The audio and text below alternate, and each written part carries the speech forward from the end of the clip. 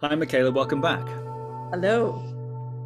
So today I thought I'd fire some viewer questions at you to get your take on them. And the first one is, as an anxiously attached being, how do I create more courage to stay around my romantic partner?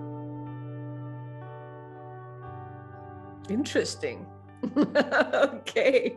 There's so much in there, right? Because, of course, these are questions that people wrote in. So I can't actually ask details, right? And so what I have to go by is essentially the phrase anxiously attached, right? Which is kind of an interesting thing because in, let's say, popular psychology and in as well as in therapy, there's always kind of trends, right? Like there's trends everywhere else. There's also trends in counseling and therapy and coaching, and then with that in kind of pop psychology understanding. And so attachment styles is kind of one of the newer trends that has happened, right? We had like a whole trend around trauma. Suddenly everybody discovered what trauma is. That's still ongoing to a certain degree.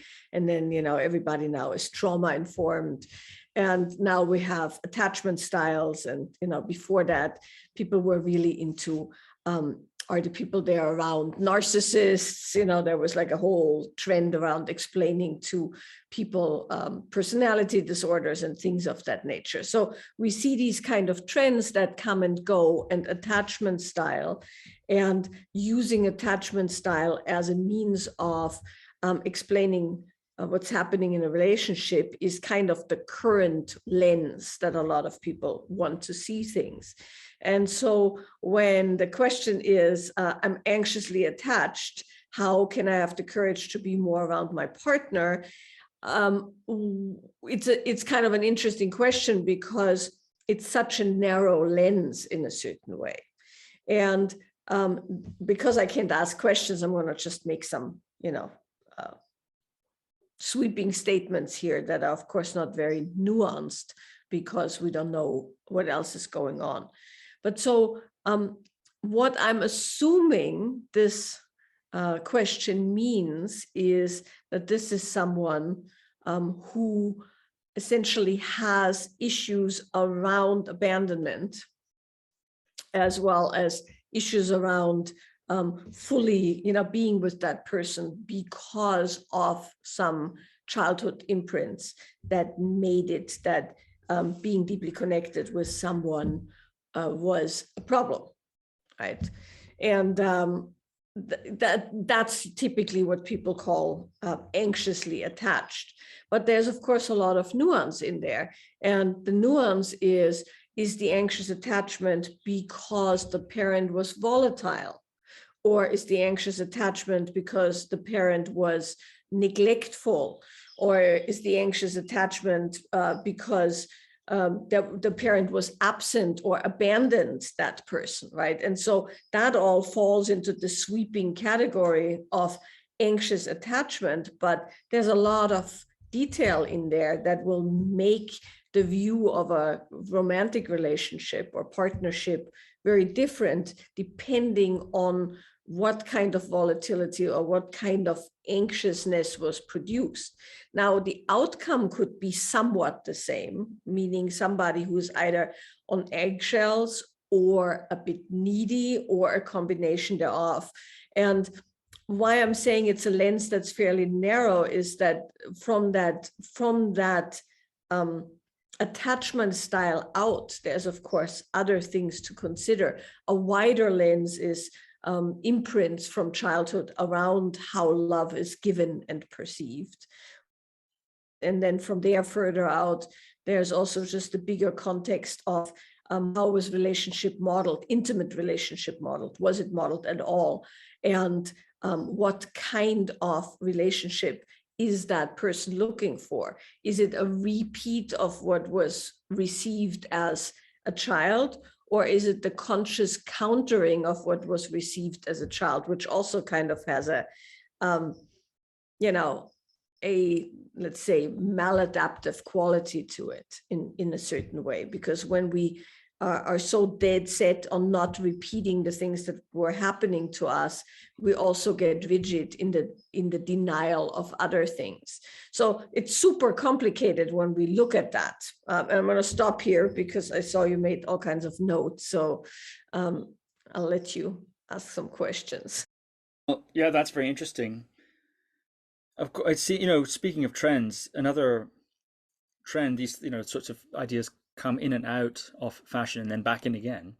And like you said, very often the way that the idea or trend or theory iterates in popular awareness, sometimes it deviates a bit from the original nuance of the original theory. I'm hearing you say that sort of thing. So one of the ways in which these attachment styles, I think, are commonly used, and I'm curious what you think of this, and perhaps I think there's some validity in this, but also sometimes some lack of nuance here. It's almost like a personality type for relationships. Other trends like Myers-Briggs or Enneagram, right? There's times when these come into fashion and people are like, what's your Enneagram number? What's your Myers-Briggs and all that sort of thing. And it's quite interesting, and it can, I think, engaging in that sort of thing can be an interesting process of reflection. I'm actually curious what you think of personality profiling of that type. But sometimes these attachment styles, it seems, are also used like that. Oh, I'm an anxiously attached person. That explains why in my relationships, I feel, like you said, needy, or I feel, really on eggshells or something like this.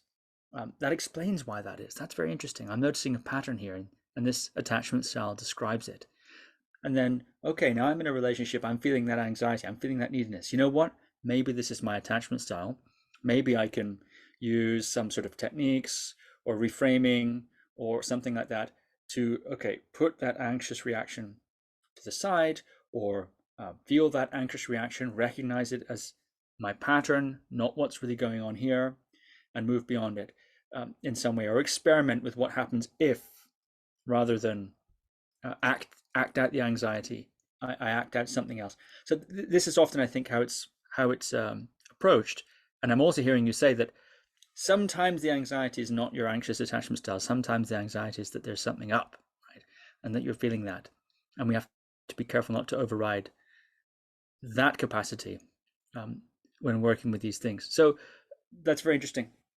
Well, what do you think of personality types in general, typology systems, and using these attachment style theories as in that way, as a sort of personality type of relationship? Yeah. Well, there's a lot in there in what you just said, because the thing that I wanted to say as well around these styles, and I think you're right, a lot of people use it like they used to use Myers-Briggs or Enneagram or astrology even, right? I mean, some people are really into matching astrology, and there's many other tests. And so there is that person, but that person in relationship, of course, is not freestanding, meaning that person has a personality type or an attachment style or whatever, personality disorder. I'm joking there, but in the extreme case. But the partner they've chosen, of course, also, let's stick with the attachment style, has an attachment style. And what makes this sometimes very rewarding for people to work with, particularly people who work within a narrow lens, is that you then can go, oh, I am, anxiously attached. And then guess whom anxiously attached people typically choose to be in relationship with? Somebody who is avoidant. Right. So it's not like the other person is like just perfect and right there and everything's fine. And that's why it's so narrow. We don't take other things into account when we look at attachment style. But within that narrow band, we are now going, oh, when that person gets nervous and then therefore needy, the avoidant style, attachment style, goes, get away from me. And of course, as they pull away, that gets worse. And then the spiral and the cycle of that starts. And the interesting thing, of course, is that in some schools of thinking, the whole thing with the attachment style and treating people according to attachment style in relationship therapy, assumes that these things can be fixed, right? And that's in itself kind of an interesting thing. Can it be fixed? Should it be fixed? Is it likely that it can be fixed, right? Can you really overcome your attachment style? Or has that attachment style infiltrated every aspect of your being in a way that it's not only caused, let's say, negative consequences, but also very positive aspects, a certain willingness to apply oneself, or a certain willingness to set a boundary and step away, or, that all of that isn't really looked at when we look at, can we really change, let's say, a personality type, right? And so this is the interesting thing, because in some personality types or typologies, for instance, Big Five, right? In the Big Five, which I think is a really, really good and my preferred lens. If we really need to test personality, then it should be done with like very, very comprehensively and beyond Myers-Briggs, essentially. And so in the Big Five personality models, they are essentially saying that's pretty fixed. And you can kind of work with it. You can modify behavior based on the knowledge of where you sit, but it's not actually going to change massively, other than a bit of age, a bit of experience, a bit of school of hard knocks will maybe take the edges off, but a certain personality profile is essentially who you are as a personality. And then other systems talk about that you can essentially improve yourself or improve on the imprints and the patternings and things like that. And some personality systems think you can change it. So there's a wide variety of things that can actually happen that, that depending on where people sit and who their therapist is or what they've read, looks a bit different.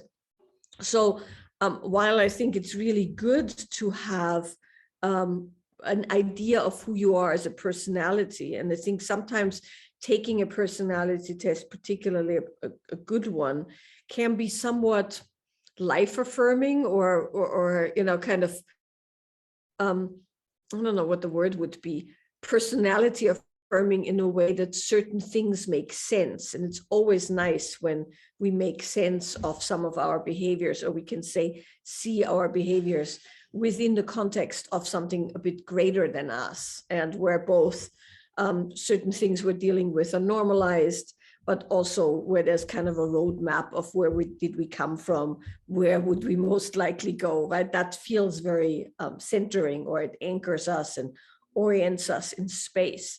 So there's some real positive about that, but there's also, potential negatives when you identify very strongly as something, which of course can also really anchor down negative traits or excuse negative traits.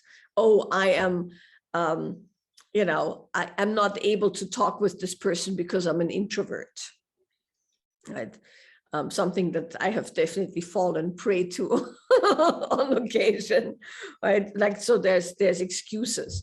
So with all of that said, if we just go with what this question was, which is, how can I be more courageous and fearless in engaging with my partner? Then what we would look at is, how does the partner react to the, let's say, outcomes of that attachment style in relational behavior, and then look at how can that person who's asking the question counteract some of their behavior to not trigger their partner's attachment style or behaviors around their attachment style. So here's a few things to consider without knowing, much of what's actually happening. That when you've identified your relational knee-jerk, let's say, right, the thing you do when you feel the anxious, attachment coming on, so to speak, can be tracked, right? It's typically patterns that stay fairly consistent over periods of time. So somebody can go, and this is where it's sometimes really good to have a therapist or somebody who can track it. When this happens, I do this, right? When this happens, I feel this. And then over time, like you were saying, maybe, maybe there's some tools like relaxing or stepping away, or the partner also knowing that this is what's happening, bodily things like, getting out of the room, moving the body, going against a certain kind of a freeze or a certain kind of a anxiety coming on, verbalizing things, working with the body, verbalizing with the partner, what's actually happening. All of those are good steps that somebody can take. And the thing that I want to say to the person writing in is, you want to practice these things when it's not acute.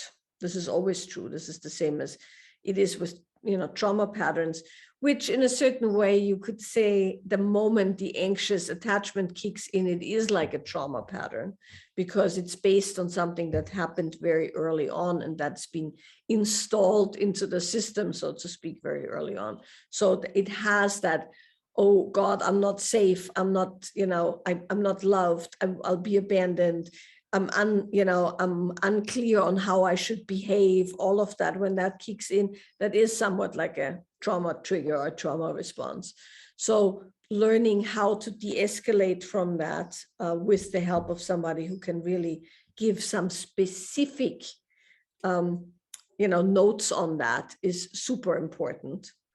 And then in the face of it, and in the face of being with the partner and knowing what's happening, like you were saying, relaxation, right? The ability to stay with it and feel it and kind of ride that feeling versus shrinking back or locking down on that feeling is super useful.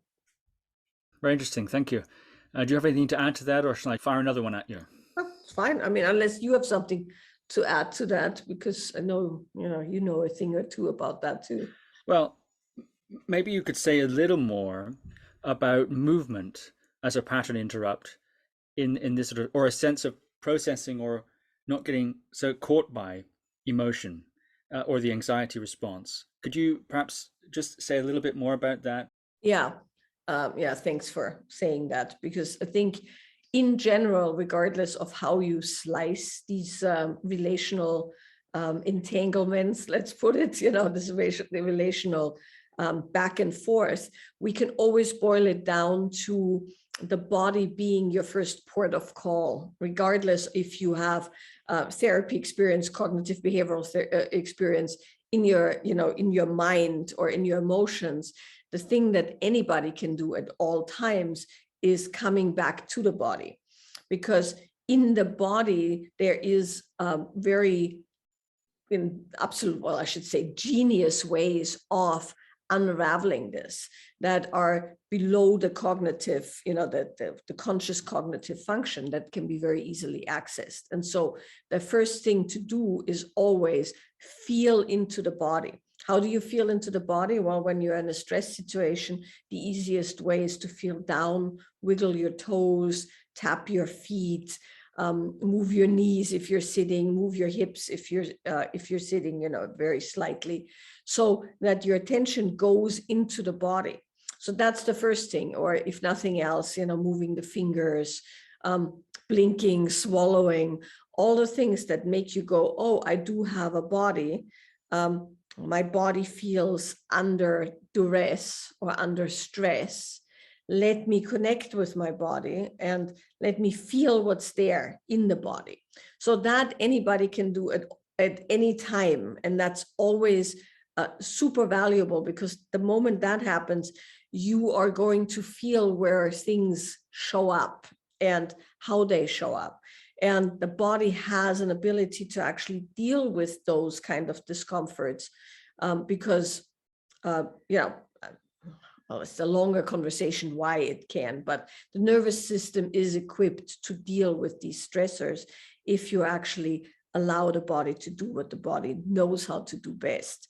So the regulation, the down regulation often can just happen when you go into your body awareness, when you move your body. Often when that happens, people spontaneously take a breath, right? They start just relaxing their breath, or often you hear the sigh kind of breath where people go, that 2 inhale, exhale breath.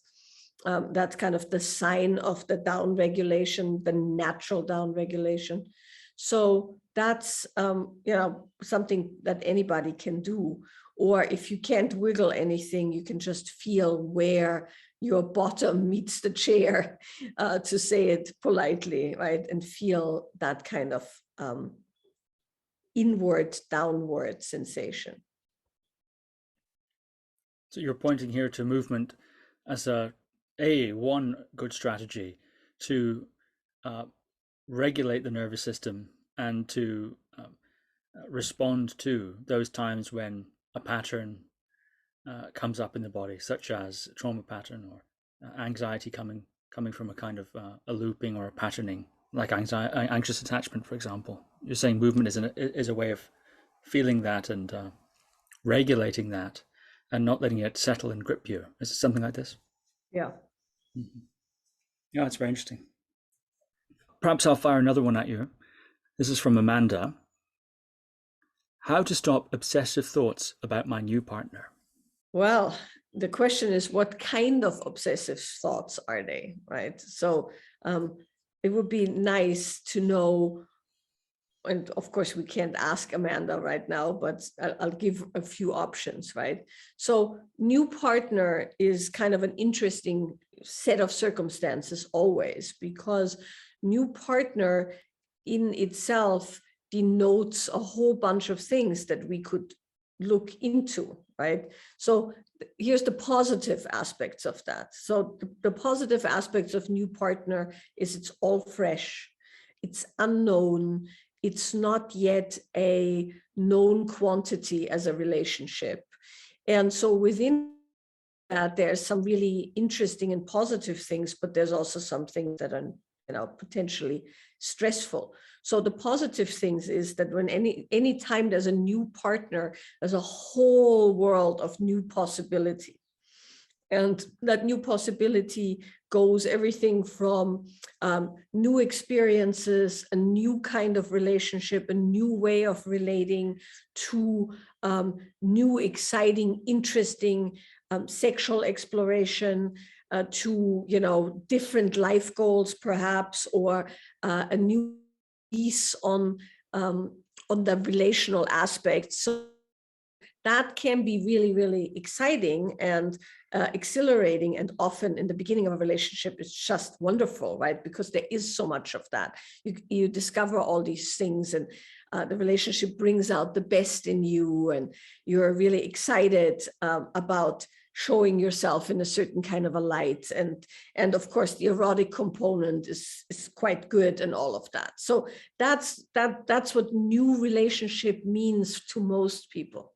But of course, also what happens in new relationship is that the new relationship, like kind of a Russian doll, right, where there's like the doll within the doll within the doll within the doll, are all the old, let's call them, failures of relationship included, meaning most of us don't come to a new relationship as clean slates, right? We come to the relationship with the imprints of previous relationships, all the way down to childhood imprints and attachment styles and whatever, right? So when we start a new relationship, often there's also is it going to be like the last one that didn't last? Are there repeat patterns? Do I have to be careful? Can I actually open myself to that person, or am I going to get hurt again?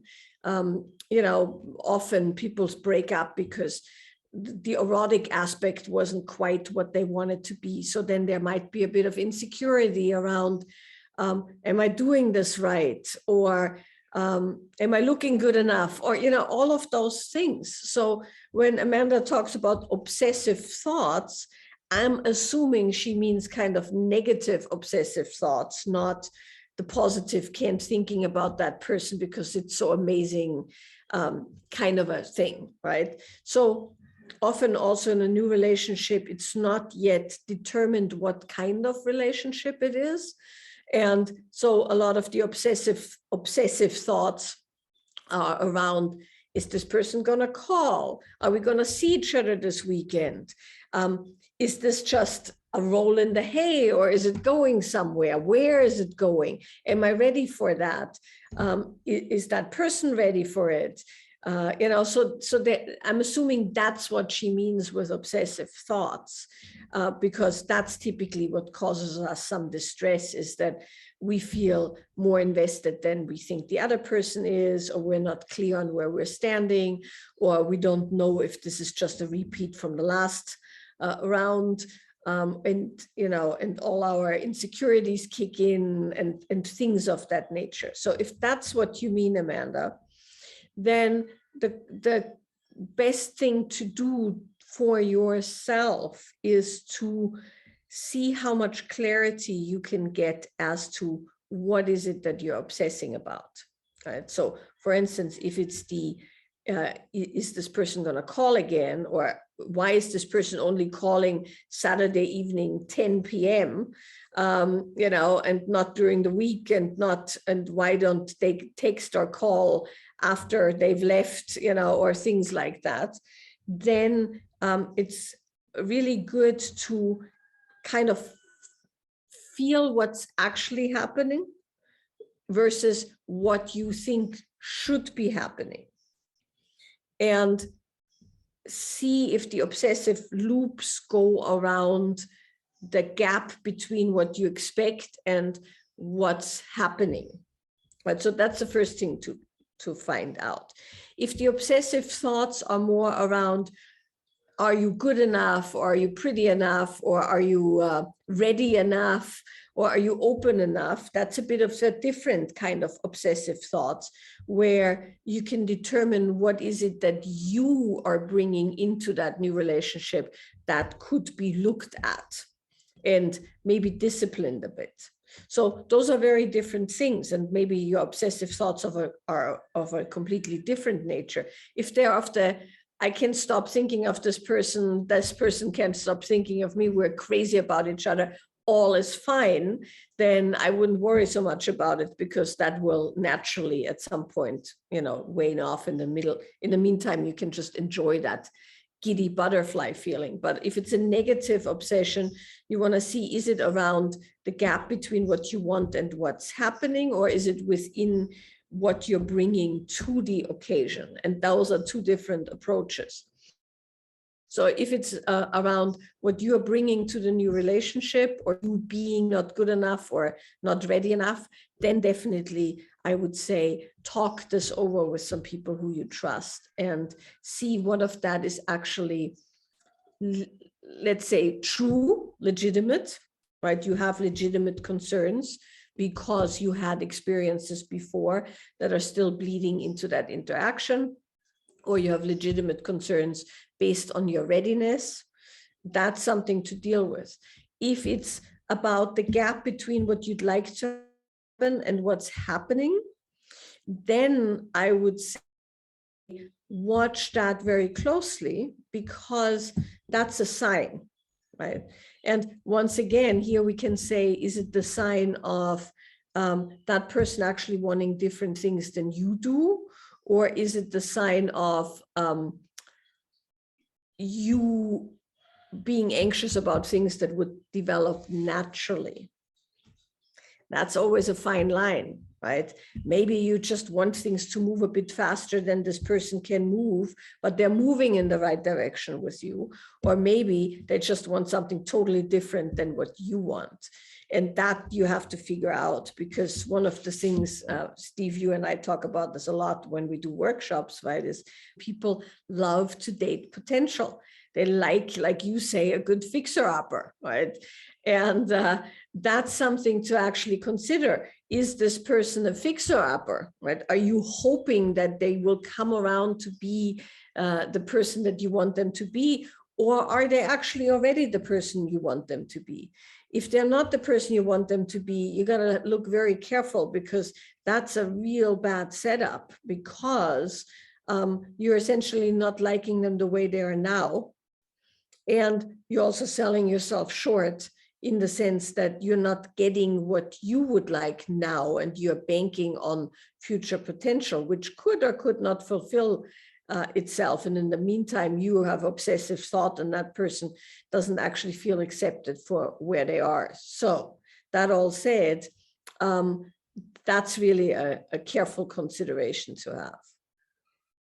It's actually an interesting question to ask oneself in a relationship. What if this issue, whatever the issue might be, didn't change? What if this person remained the way they were? Is that okay? Or am I only with this person conditional upon them changing? Which is interesting. But there is another aspect to this. What's the difference, in your view, between that idea that you've just described there, the idea that actually you're in a relationship with a possible future iteration of your partner and not who they actually are, and believing in or seeing the potential and advocating for, perhaps, or being a champion of the potential of your partner? Because of course people don't stay the same, and people do grow and change, and in relationships one does see not only what the partner is, but what the partner could be, and that can be a positive thing actually in a relationship. So how do we differentiate between that belief in a partner's potential and advocating for that, and perhaps even seeing possibilities that the person themselves does not see, and this dating conditional upon a change, or dating already dating that, or in a relationship with that future iteration? Yeah, that's a good question. I think to say it, very distinctly, the question that you have to ask yourself is, if this person would never change, right? So if this person you are with would be the way they are right now, would you want to be with them? If the answer is yes, then any fulfilling of their potential and any fulfilling of their kind of trajectory in life is going to be amazing and welcome, potentially, right? Could also go the other way, where they're developing in some way that you don't enjoy. But if you couldn't be with them the way they are at this particular moment, if they've never changed, then that's probably a sign to consider your options.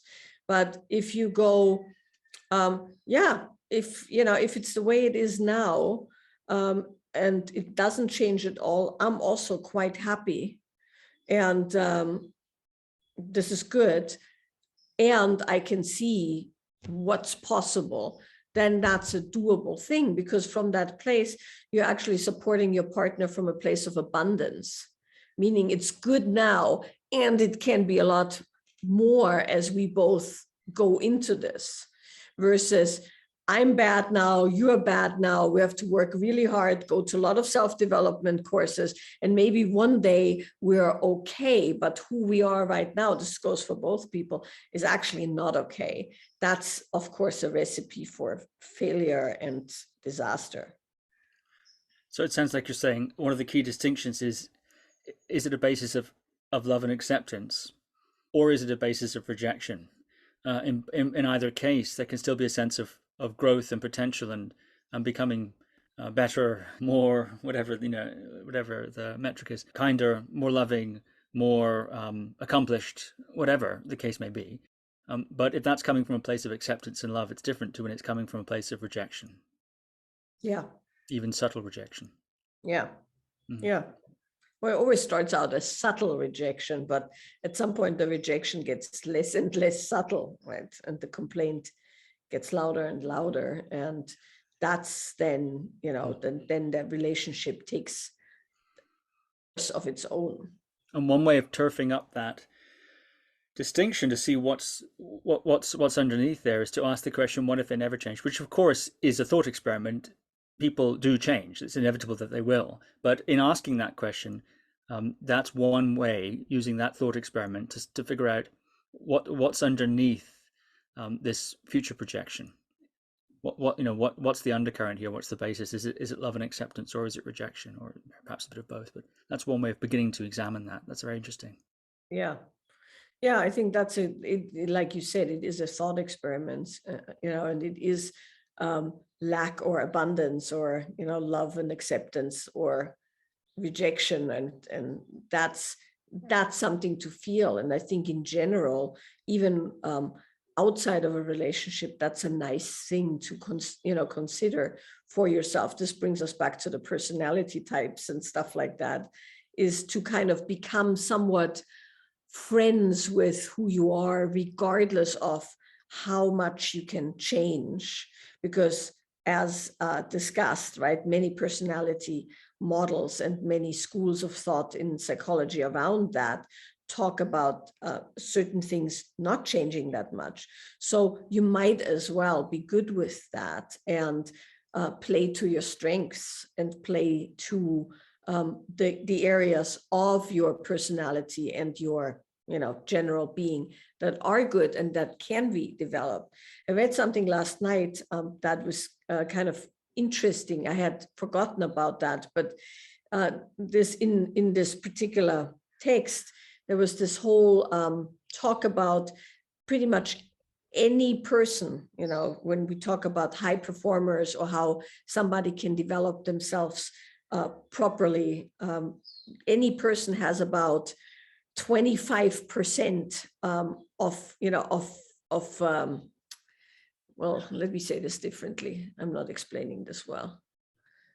So in this paper that I read, they talked about the fact that every person has about 25% of their personality and their ability that is within the range where they can achieve mastery.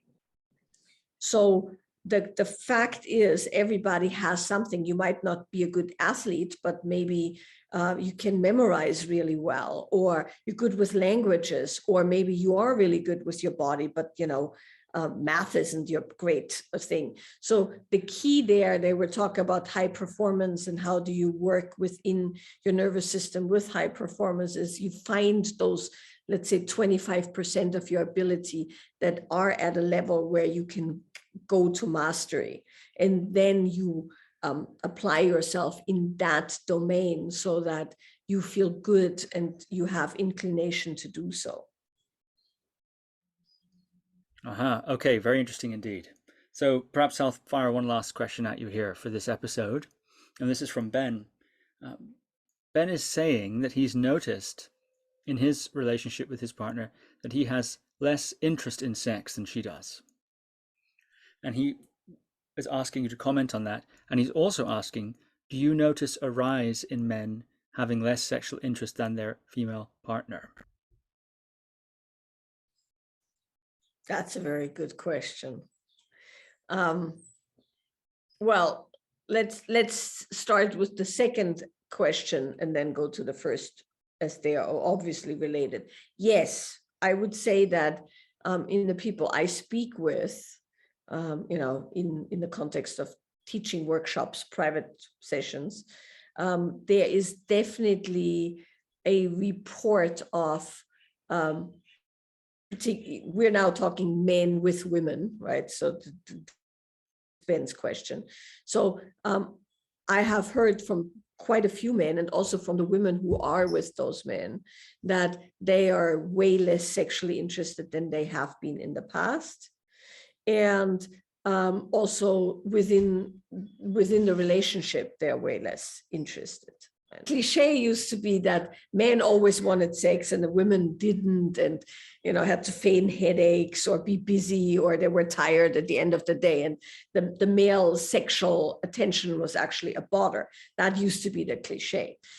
And so nowadays, though, we do hear, first of all across the board, both in Europe and the US, I'm sure it's in other countries as well, but that's where I've seen writings and studies about that. Sexual interest and sexual activity has gone way down in general, both within people who are in relationship and new people who are looking for relationship or dating.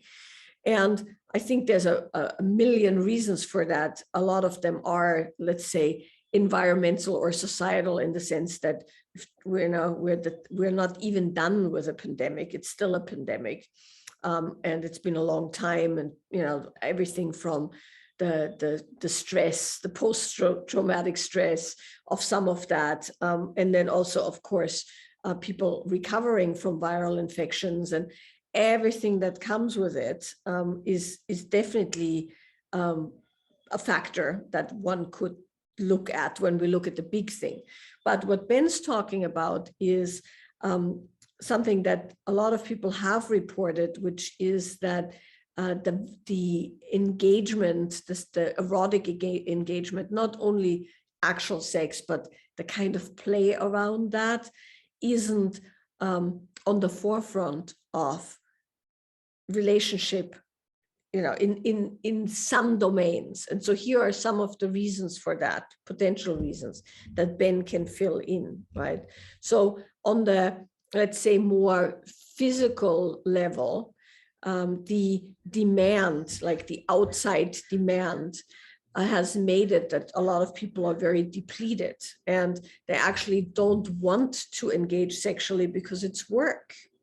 And in the context of a man and his wife or partner having sex, often the heavy lifting, so to speak, is placed on the man, where the man is the one maybe initiating or on top, right? Or making sure it's going a certain way, or deciding where, how, what, right? Making it interesting, making it exciting. Also, having to be a lot more active just physically in the way somebody moves and all of that. So a lot of guys that I've spoken with, and the women who report on it, it's just too much of a bother. And not because they don't love their partner or they don't want to have sex, they just don't have a lot of energy. And the energy they have, they don't necessarily want to spend in that way. So that's one thing that's definitely been happening, where people are just depleted, and they're more and more depleted with all the different factors. And, we've talked about this before in other episodes, but also we talk about this a lot in teacher training and things like that. The whole idea of essentially barriers to embodiment, which are also barriers to erotic engagement, because erotic engagement and embodiment are the same, in the sense that you need to be in your body to want to engage your body sexually with another body. And so the barriers to embodiment are, of course, stress, anxiety, overload, and trauma. And that's how we slice it in the way we work with it. And so all of those things have increased, right? The stress and the anxiety, the overload and overstimulation externally as well as internally, and traumatic, I mean, things that are injurious to our being, like a lengthy lockdown, or having lost your job, or the kids having been home with you in the same room for 3 months. All of those things will diminish your connection with your body.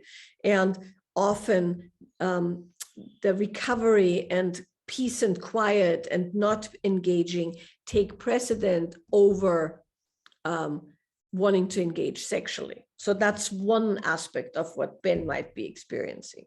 The other aspect is that very often these days, the things have shifted a bit, because it used to be that sex was kind of also a way of releasing pent-up energy in men. Men would say, oh, I'll have sex and then I'll feel everything's clear, and, I'm relaxed and my body feels good, and, the stress has been released and it's all fine. And that is definitely true. And we see that evolutionarily speaking, that a sexual response can also be connected to a threat response. But that's only true if you don't have to conserve energy, right?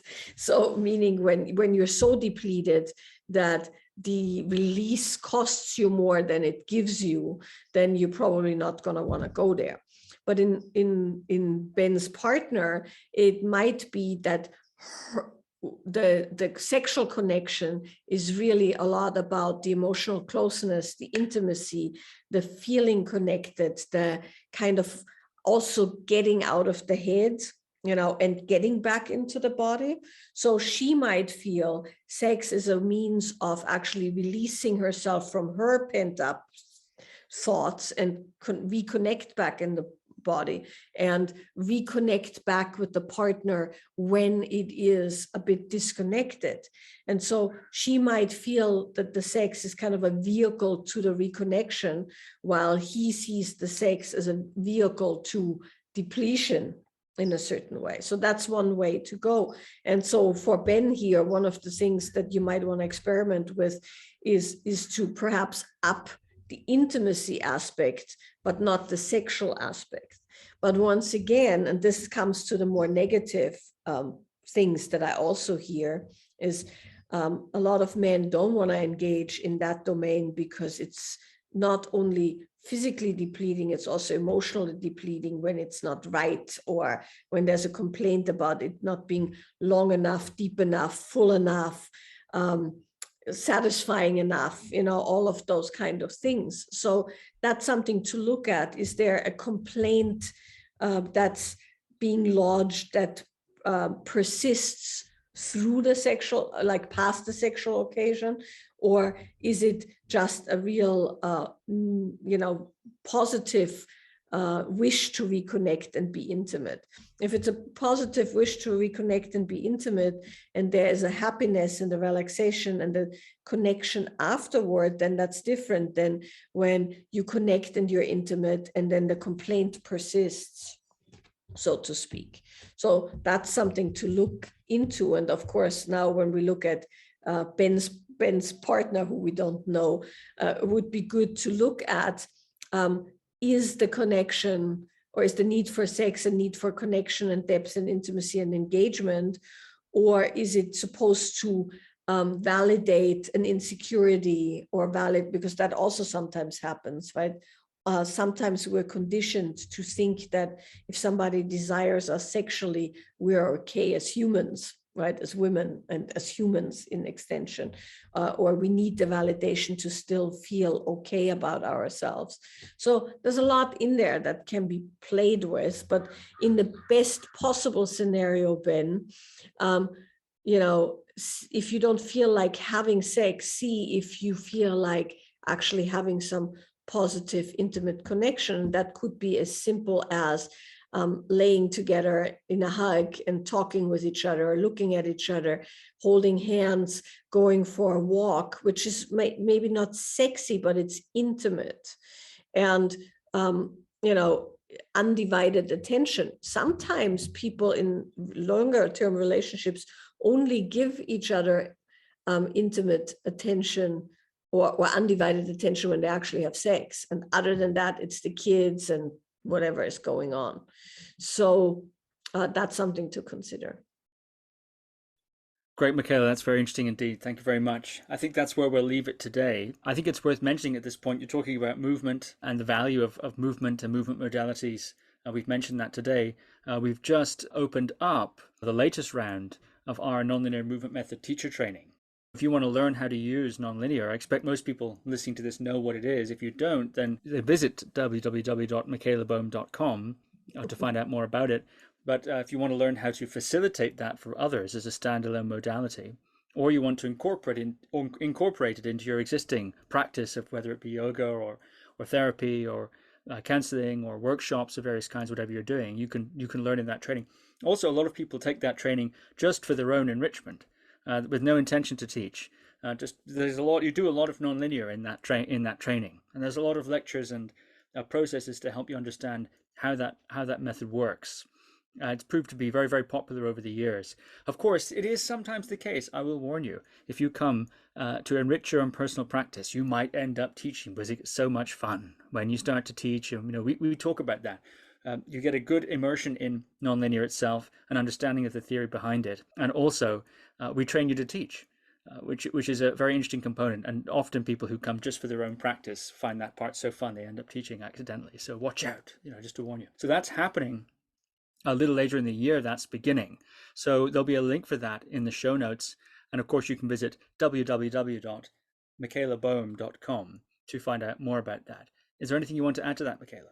No, I think that's good. Okay, and there's lots more going on over there too, workshops, events, online courses. We're opening up a lot of new things as we enter the second half of the year, the second half of 2022. So visit the site and find out more. Okay, thank you very much, Michaela. Thank you, Steve.